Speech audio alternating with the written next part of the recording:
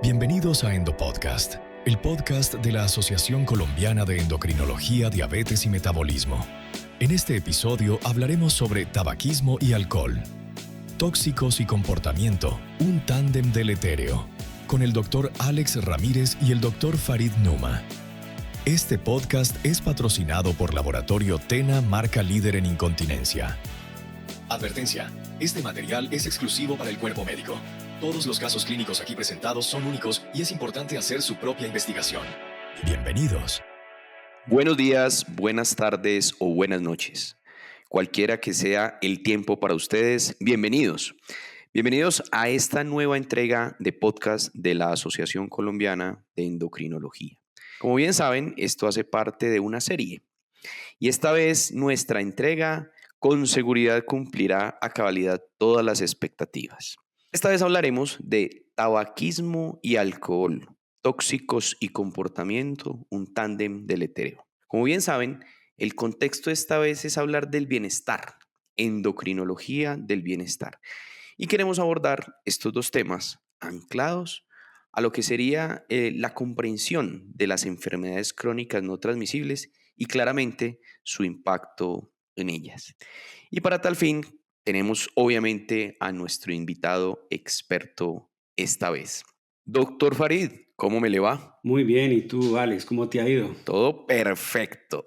Entonces, antes de comenzar a bombardear a nuestro invitado con estas preguntas que hemos preparado, primero debo presentar pues todos los pergaminos del doctor Farid, que probablemente muchos de ustedes que nos están escuchando lo conocen.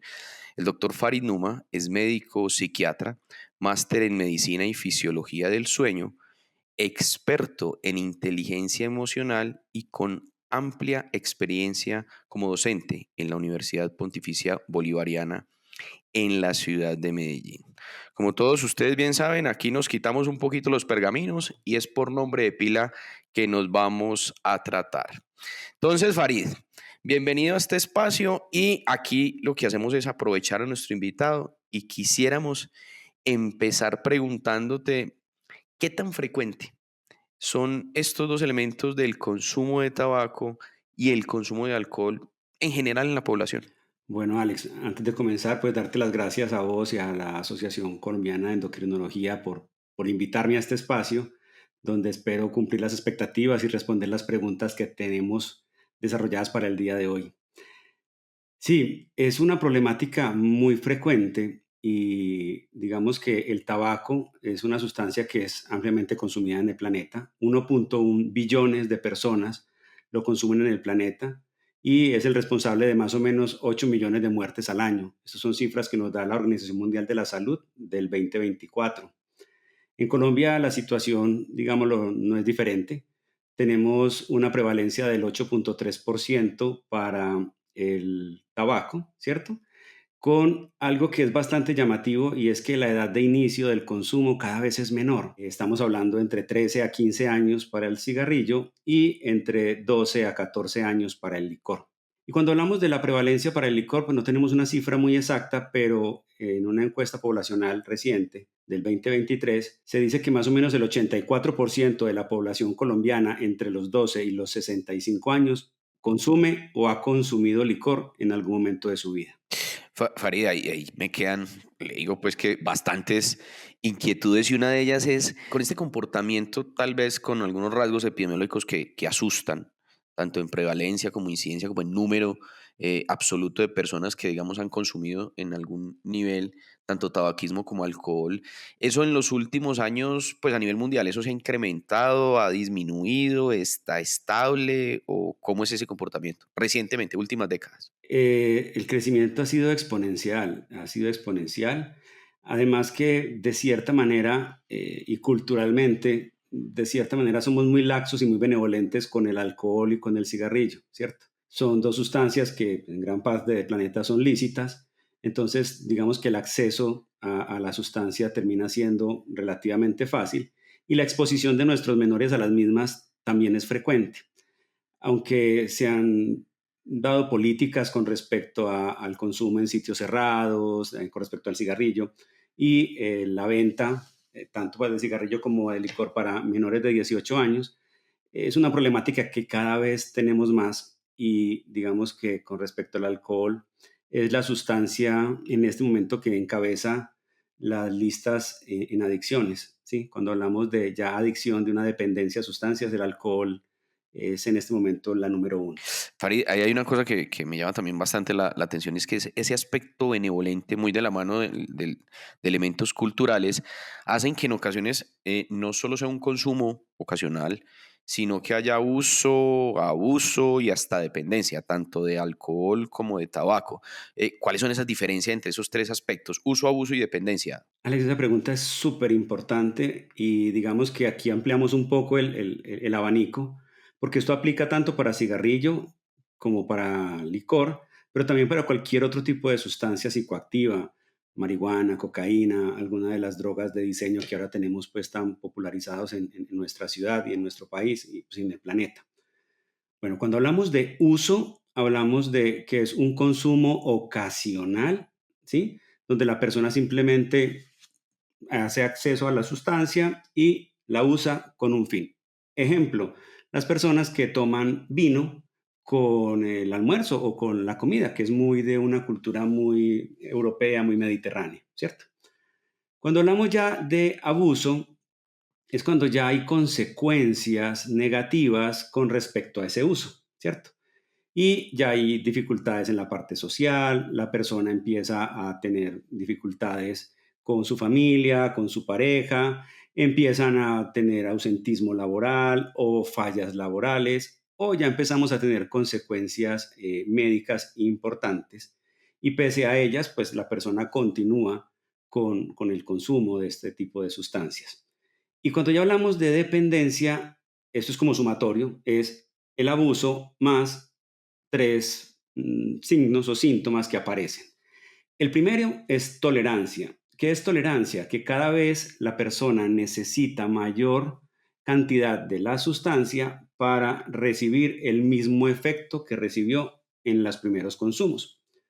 Cuando ya hablamos de abstinencia, es esa ansiedad o esa necesidad que tiene la persona de consumir la sustancia, más que por el mismo placer de consumirla, es para evitar las sensaciones incómodas, ya sean físicas o ya sean emocionales o cognitivas, que puede generar el no estar en contacto con la sustancia. Y lo tercero es la pérdida de control, ¿sí? Frente al consumo.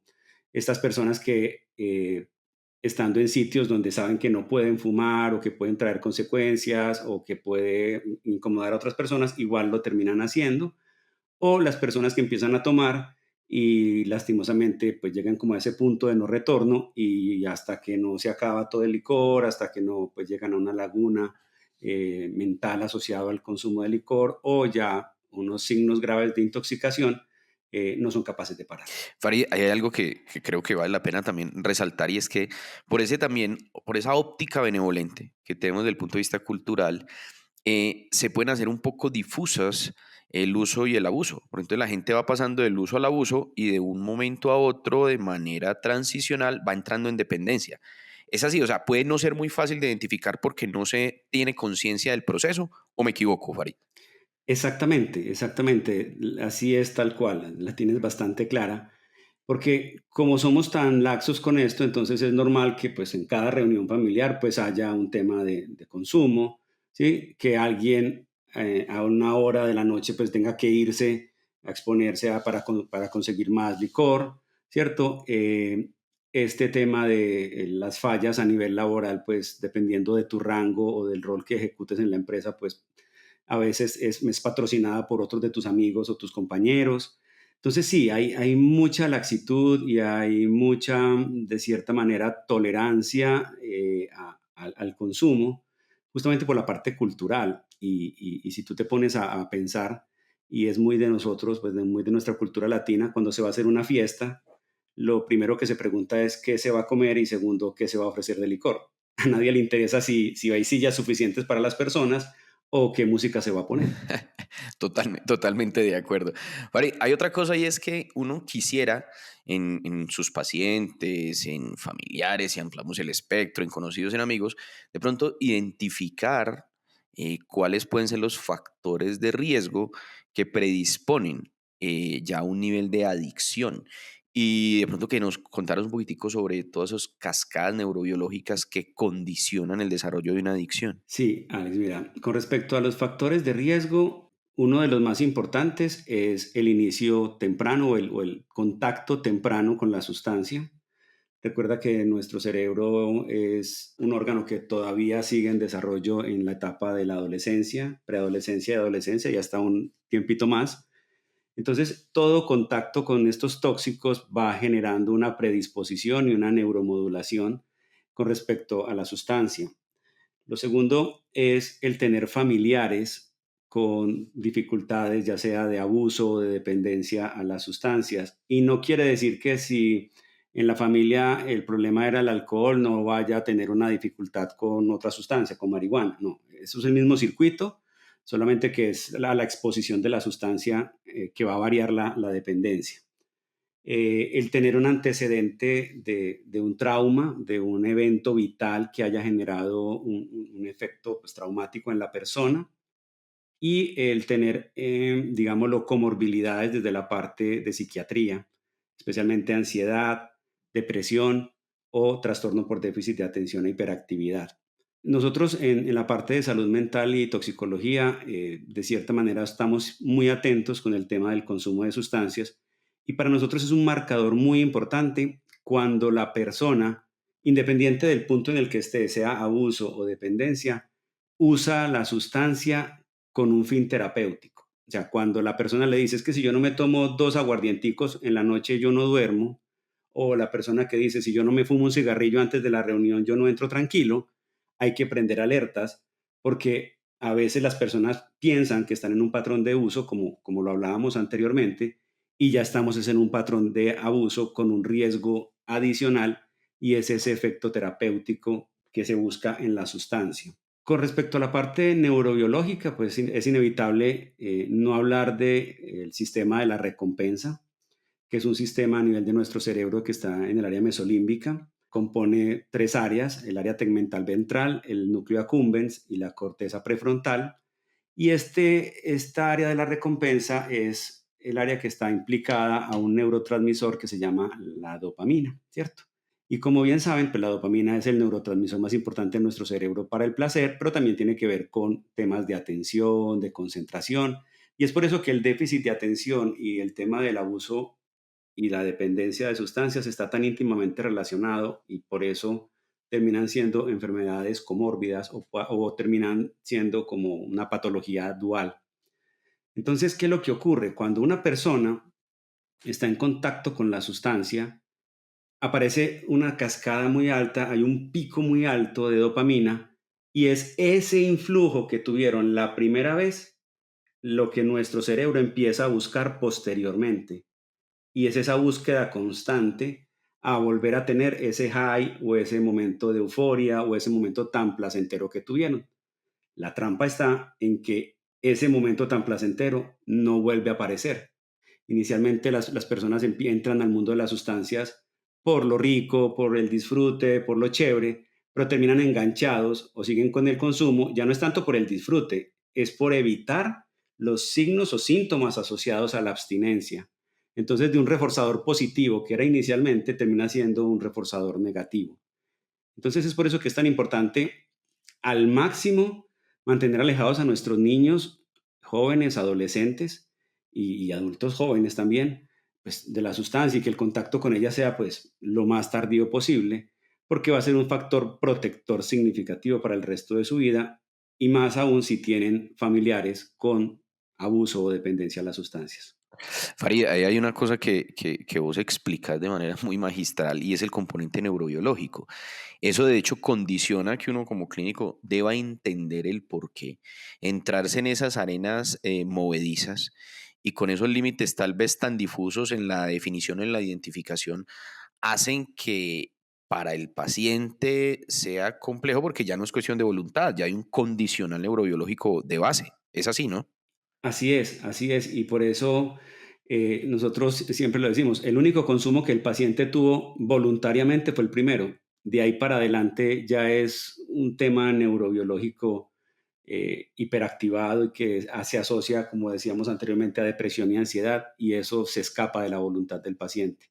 Entonces, a veces, el métele ganas, dale, vos podés, es complejo porque estamos sometiendo a nuestros pacientes a altísima frustración. Por eso la idea es que el manejo sea siempre interdisciplinario, donde muchos profesionales podamos intervenir en esta problemática que es bastante grande.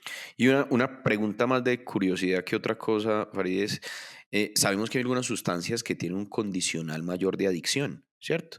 Pero el hecho de que no tengan una magnitud mayor o digamos in extremo, no significa que el consumo de una vez, tanto para alcohol como tabaquismo, para cualquier sustancia psicoactiva, no condicione la continuidad del consumo, ¿cierto? Hay que tenerlo como presente, más allá de que sea de alto potencial de adicción, una sustancia puede condicionar ese camino.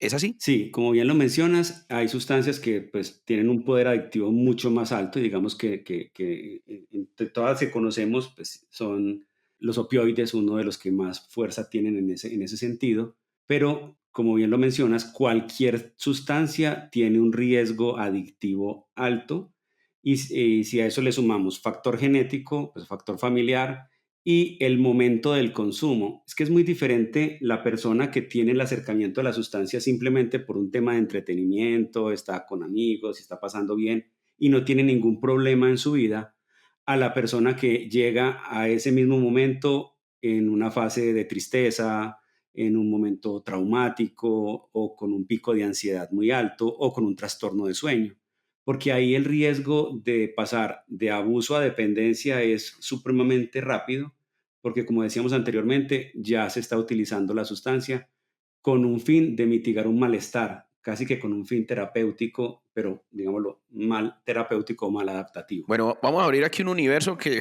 por cuestiones obviamente de tiempo vamos a ir muy sucintos, porque nos vamos a ir aproximando como a ese impacto que pueden tener este consumo, abuso, dependencia de sustancias, tanto el lado del tabaquismo como del alcohol, pero repasemos como muy puntual lo que vos quisieras destacar del efecto y las consecuencias deletéreas desde el punto de vista físico y orgánico, tanto el tabaquismo como alcohol. Obviamente muy puntual pues, pero ¿qué quisieras destacar, por ejemplo, en este momento? Pues digamos que con respecto al tabaquismo, pues todo el tema a nivel pues, pulmonar y siendo pues, la principal causa de cáncer de pulmón, con cifras entre el 85 y el 90%, y todo lo que tiene que ver pues, con el tema de enfermedad pulmonar obstructiva crónica y bronquitis. Y con respecto al licor, pues toda la parte del compromiso a nivel hepático, a nivel gastrointestinal, todo el tema asociado a hipertensión. Pero con respecto al licor, y digamos lo que es bastante particular, es una de las principales causas de accidentalidad. Entonces los pacientes con alcoholismo tienden, pues tienen una tendencia más alta a tener accidentes de tránsito o entrar en riñas o situaciones violentas. Y cuando se suma, digámoslo, depresión y alcoholismo, digamos que el riesgo o la suicidabilidad de estos pacientes aumenta muchísimo en medio del consumo. No, es que eso definitivamente Farid se convierte en una bomba de tiempo, porque incluso aunado a eso también está toda la carga de enfermedad desde el punto de vista de riesgo cardiovascular, o sea, todo el espectro del riesgo cardiovascular tiene una influencia directa con el tabaquismo e igualmente pues con el consumo excesivo de alcohol. Se vuelve, mejor dicho, la tormenta perfecta para comprometer la vida y la calidad de vida de nuestros pacientes.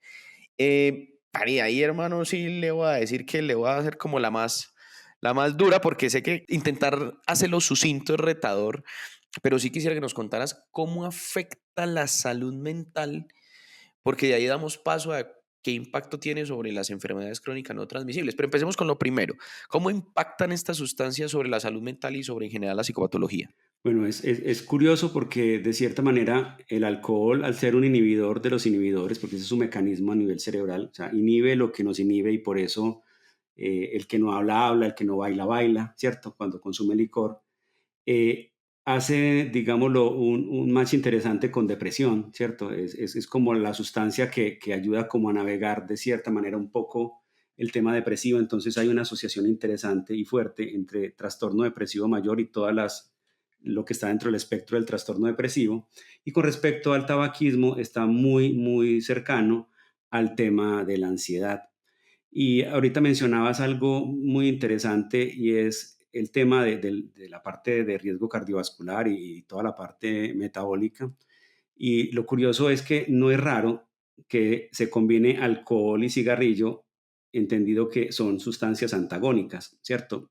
El alcohol es un depresor del sistema nervioso central, es un supresor, y la nicotina es un activador. Entonces, por eso, entre más consumo de alcohol, o sea, cuando están las dos, entre más consumo de alcohol, más de cigarrillo, o viceversa, entre más consumo de cigarrillo, más consumo de alcohol. No, se vuelve un bucle ahí francamente deletérea para el paciente.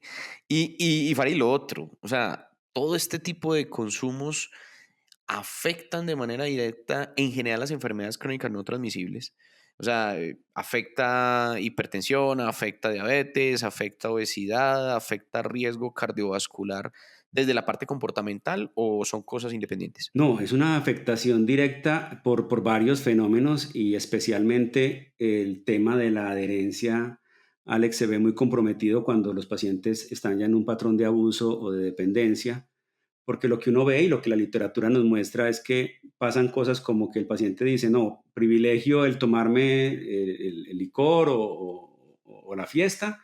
Y entonces ella, como voy a tomar licor, mejor no me tomo los medicamentos, ¿cierto? Entonces posiblemente ahí tengamos dificultades en la adherencia al esquema farmacológico que estamos teniendo.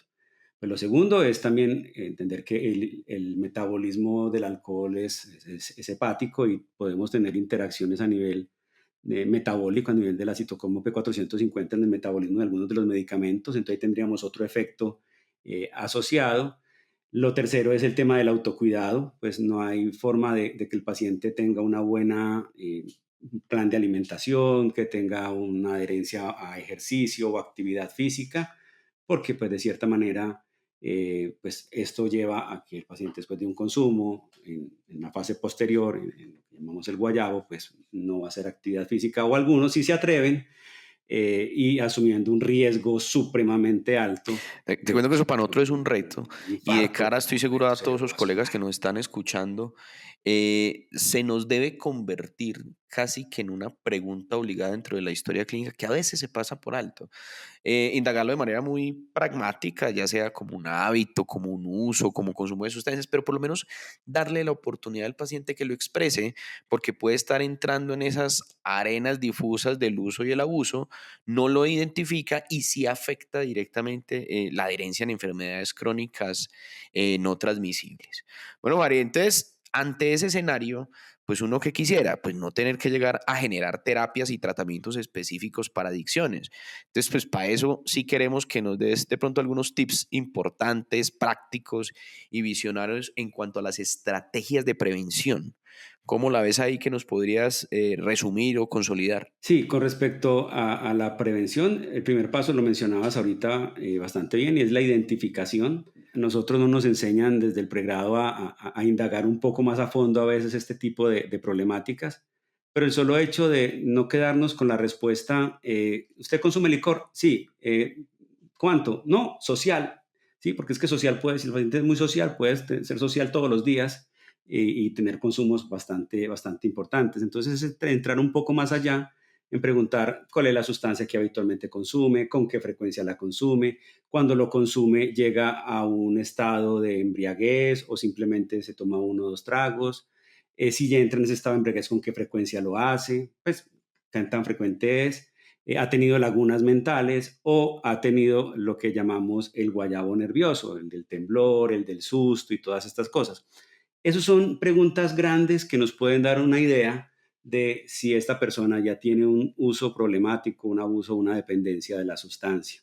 Lo otro, pues, es el tema de estar siempre muy atentos y evitar el juicio, porque lastimosamente cuando yo entro y juzgo, y a veces no juzgamos con las palabras, sino con la levantada de la ceja o con un gesto, el consumo de la otra persona, esa persona pues posiblemente nos va a mentir o después lo va a minimizar y no vamos a lograr un impacto como el que queremos.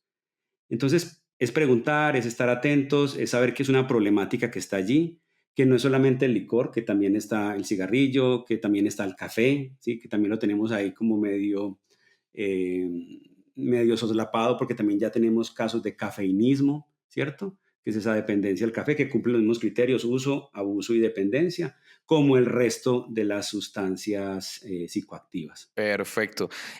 también te voy a pedir unos tips prácticos. Obviamente vos sos experto en estrategias conductuales de cara, por ejemplo, al tabaquismo. ¿Qué le podríamos sugerir a nuestros colegas práctico? Que le puedan decir a los pacientes, empiece por aquí y después obviamente se va articulando ya todo el tratamiento interdisciplinario. ¿Qué tips prácticos hay como en el tabaquismo? Mira, yo con los pacientes utilizo el reto de los 5 pasos, o sea, son 5 estrategias que funcionan bastante bien. La primera es que cambien la marca del cigarrillo cada semana y ya el paciente te empieza a abrir los ojos porque habitualmente se acostumbran a una sola marca porque les gusta el sabor. Entonces, el solo hecho de cambiar el sabor o la presentación les ayuda muchísimo. Marcar los cigarrillos, la parte blanca, no todos, sino solamente la parte blanca, sacando el filtro a la mitad y concientizarnos de fumar hasta ahí y apagar. Otra muy interesante es que traten de evitar o postergar el primer cigarrillo de la mañana. O sea, si habitualmente se levantan y lo primero que hacen es prender el cigarrillo, pues que sea un poquito más tarde. Si estaban habituados a las 6 de la mañana, pues que sea tipo 7 u 8 de la mañana. Y tratar de fumar por horario. Entonces, si me fumé el primero a las 6 de la mañana, pues el segundo que sea a las 7 y el tercero a las 8, casi que por horas en punto. Y si de pronto faltan unos minuticos, pues esperar.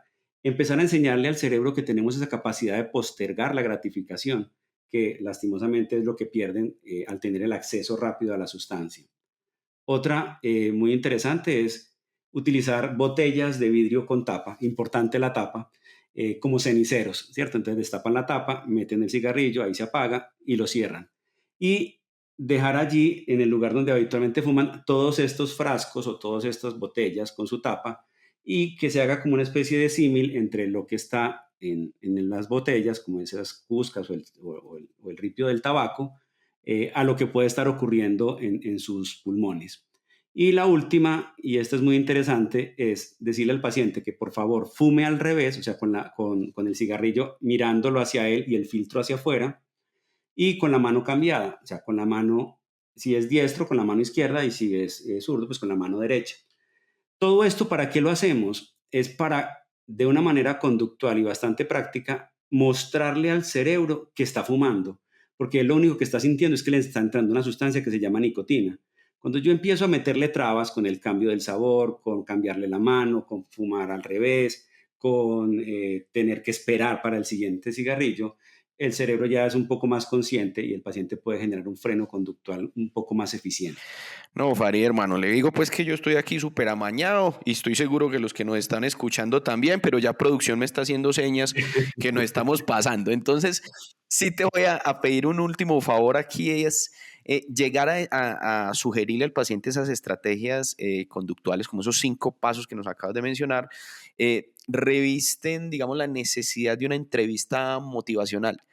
Decinos 3, 4 tips de lo que tendría que tener una entrevista motivacional para que el paciente se sienta como entusiasmado a contemplar el dejar y abandonar estos hábitos inadecuados. Perfecto. 3 tips. Primero, entender que la idea de la entrevista motivacional es, sí, educamos, pero aquí en la entrevista motivacional nos enfocamos mucho en las pérdidas menores o las pérdidas pequeñas que ha percibido el paciente, porque habitualmente si uno lo educa en que le va a dar una cirrosis o que le va a dar una falla hepática, pues posiblemente él no se vea en ese escenario, pero si ya está teniendo problemas con su familia, si ya está teniendo problemas económicos asociado al consumo, posiblemente eso lo mueva.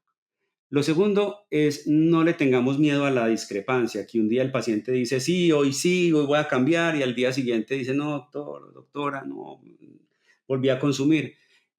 No, entendamos que estos procesos no son fáciles, que es una lucha interna, como dicen algunos autores, con esos demonios que traen las sustancias y de cierta manera es normal que tengamos la recaída y ver la recaída como parte del proceso.